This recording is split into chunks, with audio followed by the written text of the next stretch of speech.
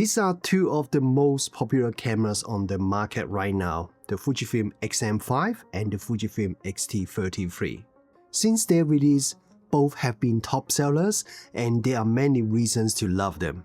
They got tons of features, they are small, they look cool, and reasonably affordable. So for a lot of people shopping for a new camera, it makes sense why these two are right at the top of the list. I myself bought an X-M5 last year and have been using it a lot, including a special trip to Japan where I shot a lot of photos and videos with it. You can find some of the videos I shot using the X-M5 in Japan on my channel. This year, I have been shooting a lot with the X-T30 III because I'm working on a project with Fujifilm and I have basically been carrying the X-T30 III with me almost every day. So I thought it would be a good idea to make a video comparing these two cameras to help those of you who are interested in getting one of these cameras. In this video, I'll talk about the differences between these two cameras, pros and cons of each camera, and I will share with you my real-world experience. I will also tell you which one I personally prefer.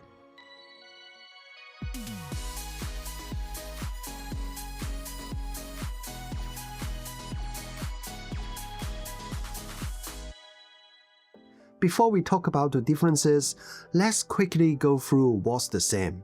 Because even though these two cameras may look quite different, a lot of the hardware and features are almost identical. If you compare the spec sheets on Fujifilm's website, it honestly feels like playing a spot the difference game. Most of the specs are exactly the same. Both cameras use the same 26MP X-Trans CMOS 4 sensor and the latest X processor 5.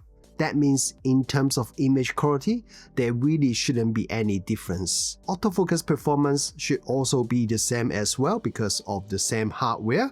I haven't noticed any difference when I switch between these two cameras. Burst speed, photo buffer are also identical as well.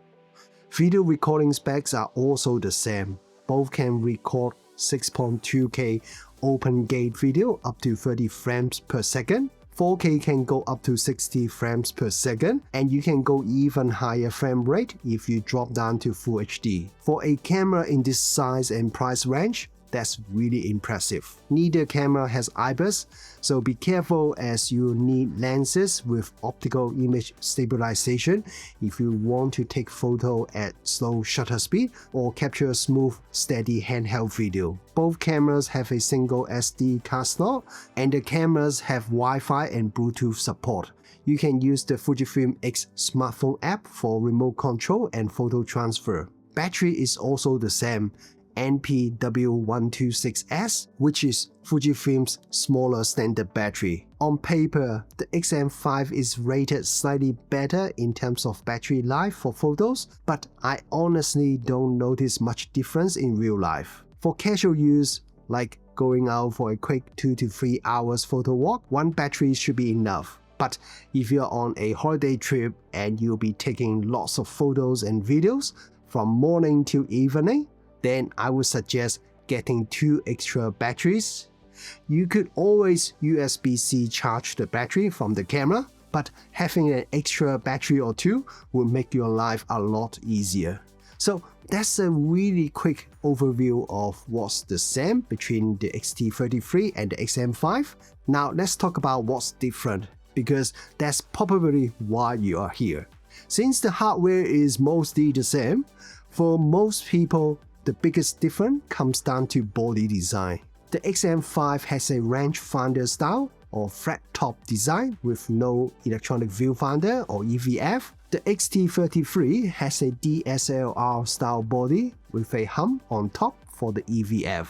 X-T30 III's EVF is 2.36 million dots. It's not super high resolution, but for a camera of this size and class, it's good enough. If you shoot a lot of photos under bright sunlight, the EVF alone could be the reason to choose the X-T30 III. These days, I'm fine shooting without an EVF because I also use many cameras that don't have one. But when I was in Japan with the X-M5 last year, there were definitely a few moments under strong sunlight where I really wish I had an EVF instead of guessing my exposure on the screen. The X-T30 III is already a small camera, but the X-M5 is noticeably smaller. Even if you ignore X-T30 III's EVF hump, X-M5 is still shorter and less wide. It's pretty impressive how Fujifilm managed to fit so much technology into such a tiny body. But the small size does come with some trade-off. The grip on the X-M5 is not great. Holding it with one hand doesn't feel very secure. The X-T30 III doesn't have a big grip either, but it feels noticeably better than the X-M5. So one of the first things I did after buying the X-M5 was adding a third-party grip. It's pretty cheap, but it made a huge difference. And the best thing is, it also doesn't make the camera much bigger. The X-M5 with the grip is still smaller than the X-T30 III. And a bonus is that the grip also works as an Arca Swiss compatible tripod plate, and it also aligns the tripod mount to the center of the lens. For some reason, both cameras have off-center tripod mounts, which is now fixed by the grip.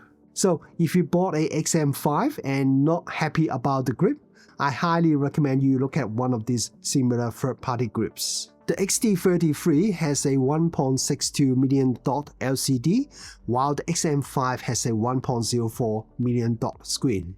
So on paper, the X-T30 III screen is better, but in real life, I don't really notice the resolution difference. The real difference is the design. The X-T30 III has a tilting screen. The X-M5 has a fully articulating flip screen. Screen preference is very subjective, but photographers usually prefer tilting screens for fast, high, or low-angle shooting. On the other hand, hybrid shooters and vloggers usually prefer flip screens so they can see themselves. This is one of the things shows that the X-T30 III is more photographer-focused, while the X-M5 leans more towards hybrid and video users. In terms of buttons and dials, the two cameras are quite similar, but there are also some key differences. First of all, the X-T30 III has a dedicated shutter speed dial on top. The X-M5 replaces that with a mode dial.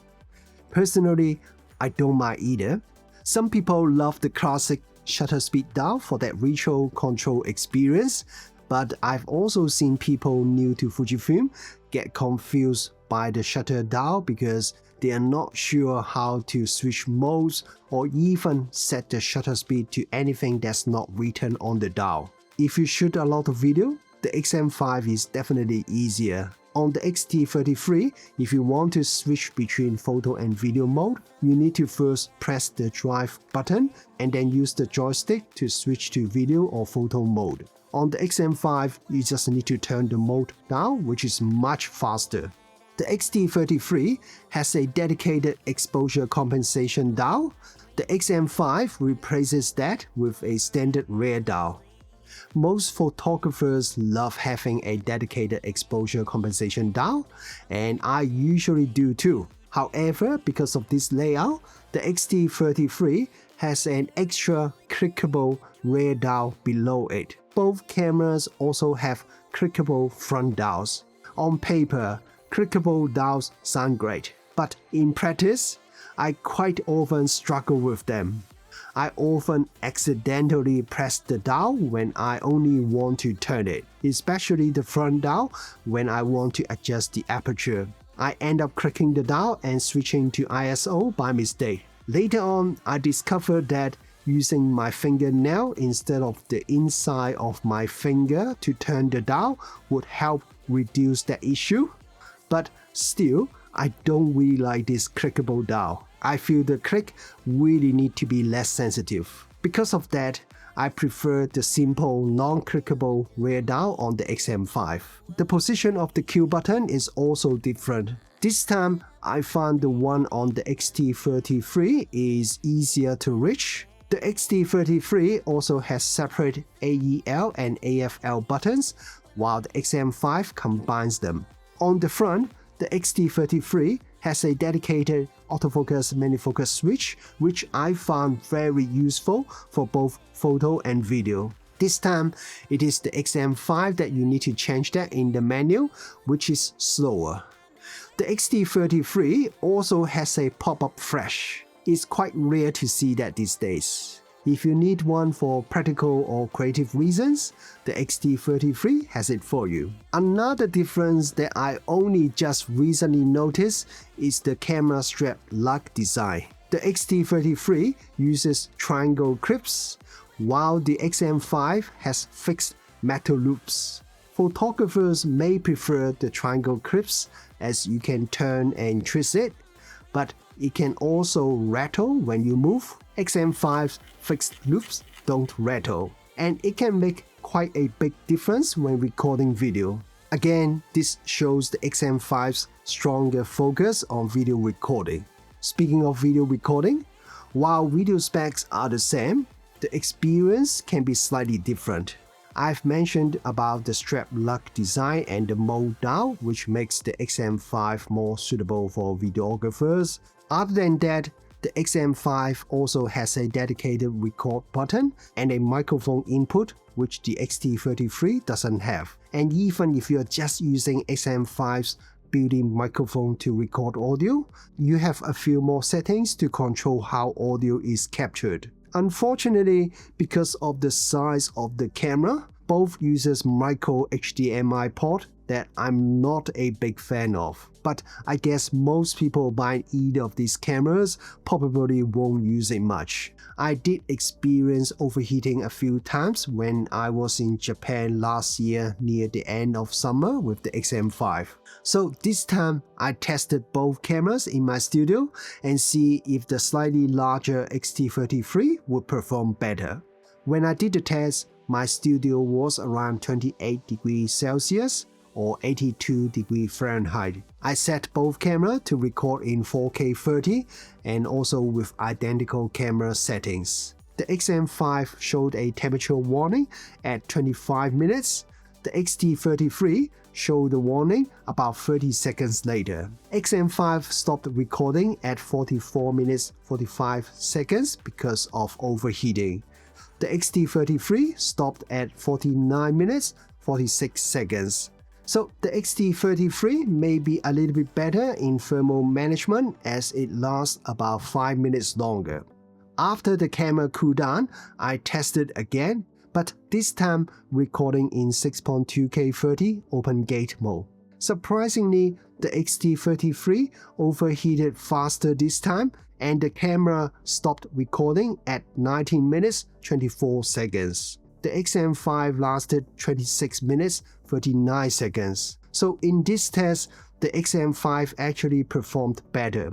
I'm not sure why I got opposite result this time, but unless I repeat the same test many times over and over again, overheating test results sometimes can have a large margin of error. So I cannot say if one of these cameras is better than the other in this area.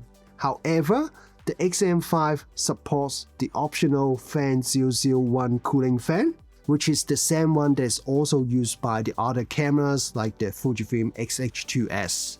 The X-T30 III can't because of the screen design. So if you are planning to do long video recordings in hot weather, that would be an important advantage. Most people buying either of these cameras would buy it with the kit lens. The X-M5 is usually bundled with the 15 to 45mm lens. The X-T30 III is bundled with the newer 13 to 33mm lens. They are both from the Fujifilm X-C series, so there are some compromises like the more plasticky build and not having the fastest aperture, but both lenses have optical image stabilization, which is very important to these cameras. So far, I've shot close to 10,000 photos combined with these two lenses, and I have never been disappointed with the image quality. The 15 to 45mm lens has longer reach. The 13 to 33mm lens is wider. Personally, I prefer 13 to 33's focal length. That 2mm wider at the wide end makes a noticeable difference, especially in tight spaces or when you want more dramatic perspective. I don't mind so much losing some telephoto reach because I can always crop a bit from the 26 megapixel photo, but I cannot do the opposite when I need wider with the 15 to 45mm lens. Another difference is that the 15 to 45mm lens is a PZ or power zoom lens. It means zoom is controlled by wire electronically using a motor. Video shooters may prefer power zoom lens for smoother zoom, but I personally prefer the mechanical zoom on the 13 to 33mm lens, especially when taking photos. The zoom control feels more direct and responsive, and I don't have to wait for the lens to extend by the motor every time I turn on the camera. So between the two kit lenses, I clearly prefer the 13 to 33mm lens, and that does make the X-T30 III kit more attractive in terms of value. Okay, so X-M5 or X-T30 III, which camera is better? Well, there isn't a better camera. Both cameras can produce identical image quality. It really comes down to design and small feature differences. The X-T30 III feels more like a traditional photographer's camera. It has the EVF, tilting screen, built-in flash, better grip, and more dedicated controls. If you are the type of photographer who enjoys manually adjusting the dials and taking your time before pressing the shutter, if you love the process of making the image just as much as the final result, then I think the X-T30 III is the camera for you. The X-M5 feels like a younger sibling. It's a bit smaller, with the flippy screen, which is great for video or selfie. Switching between video and photo mode is faster, and it also has a microphone input port. If you are more focused on capturing the moment as quickly as possible, rather than slowly working through the dials, or if you shoot a lot of video and don't really mind not having an EVF, the X-M5 is the better choice. So, what about me? It is actually a very tough question. But since I already have a XH2 and some other big cameras, if I really had to choose just one, I would pick the X-M5. It's incredibly small, even with the grip attached to it. It is a more casual shooting experience compared to the X-T30 III. I just really enjoyed it as an everyday camera. But that's just me. What about you? Would you pick the X-T30 III or X-M5? And why? I love to hear your thoughts.